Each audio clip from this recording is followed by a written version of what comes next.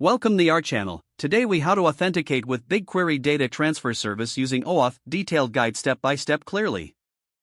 To authenticate with BigQuery Data Transfer Service using OAuth, start by accessing the Google Cloud Console. Navigate to the I Am and Admin section. Select the Service Accounts option from the sidebar. Click on the Create Service Account button. Enter a name for your service account, such as BigQuery OAuth Service Account. Provide a brief description of the service account's purpose. Click Create to proceed to the next step. Assign the necessary roles for BigQuery access, such as BigQuery Admin. Click Continue after assigning the roles. Skip the Grant Users Access to this service account section by clicking Done. Locate the newly created service account in the list. Click on the service account to open its details. Navigate to the Keys section. Click on Add Key, then select JSON. Download the generated JSON key file to a secure location. Now, open your preferred code editor or IDE. Install the necessary libraries for OAuth 2.0 and BigQuery. If using Python, you may need the Google Auth and Google Cloud BigQuery libraries. Use the downloaded JSON key file to set up your authentication configuration.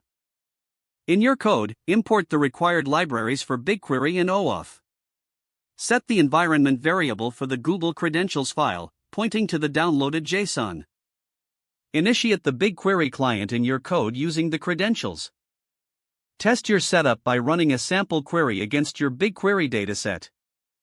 If successful, you have completed the OAuth authentication process with the BigQuery Data Transfer Service. Make any necessary adjustments in your code for error handling and logging. Ensure to follow best practices for securely managing your credentials. If the page does not load, refresh the browser or try again in a private or incognito window. Make sure you are using the correct email address, then retype it carefully to avoid small typos. If your password is not accepted, use the reset option and create a new strong password you can remember. Check your spam folder for verification or security emails, then complete any requested confirmation steps. Enable two-factor authentication if available to improve account security and reduce unauthorized access risk. After signing in, review your profile details so your contact information and settings are accurate and current. Don't forget to like this video and subscribe to our channel for more step-by-step tech guides.